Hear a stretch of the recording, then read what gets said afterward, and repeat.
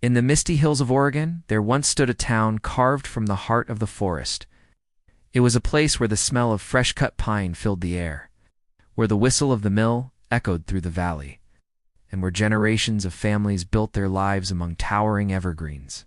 Today, little remains, just crumbling foundations hidden beneath moss, rusting machinery sinking into the earth, and silence where there was once the roar of saws. This is the forgotten logging town of Oregon. It began in the late 1800s, during America's great hunger for timber. The forests of Oregon seemed endless then, a green ocean stretching as far as the eye could see. Lumber companies saw opportunity, and soon a small camp appeared by the river's bend. At first, it was just tents and rough cabins. But with every tree that fell, the settlement grew, adding a mill, a general store, a schoolhouse, and rows of sturdy wooden homes. The town pulsed with life. Men worked long, dangerous days, felling massive trees and sending them downriver. Women ran households, raised children, and kept the community stitched together. On Saturdays, the mill whistles signaled the start of weekend dances at the community hall. It was hard work, but there was pride in it, the sense that they were building something lasting. And yet logging towns like this were always living on borrowed time. The forest gave them life. But once the trees were gone, so was the reason to stay. By the mid-20th century, the hillsides around the town stood bare. The great mill that had been its heart slowed, then stopped. Families packed up, chasing work elsewhere. Houses were abandoned, the school closed its doors, and the general store sold its last bag of flour. Nature began to reclaim what industry had taken. Moss crept up the sides of empty buildings. Wild blackberry vines tangled over porches. The sound of the river, once drowned out by the clang of machinery, became the only voice in the valley. One old resident, before leaving for good, was said to have written, "The forest raised us. It took us back."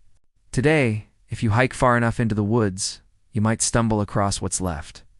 A rusted saw blade half buried in the dirt, the stone steps of a house that no longer stands. A broken window frame looking out onto nothing but ferns and silence.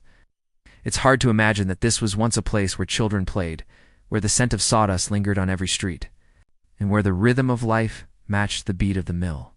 The story of this forgotten town is not unique. All across America, towns like this rose quickly and disappeared just as fast, built on the promise of a resource, only to vanish when that promise ran out.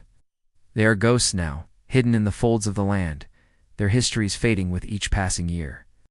But the memory remains in the whispers of the forest. Maybe that's the real legacy, not the buildings or the machinery, but the reminder that no matter how permanent something feels, time and nature have their own plans. The forest has grown back, taller and thicker than before. Its green canopy sways in the wind, covering the scars of the past. Some would call it healing. Others might say it's erasure. For those who find themselves wandering among the ruins, there's a strange, haunting beauty here. It's a place where human ambition met the raw force of nature, and nature won. In the end, the forgotten logging town of Oregon is more than a lost chapter of history. It's a quiet testament to the cycles of creation and loss, a reminder that even the mightiest of towns can one day be swallowed by the earth they were built upon.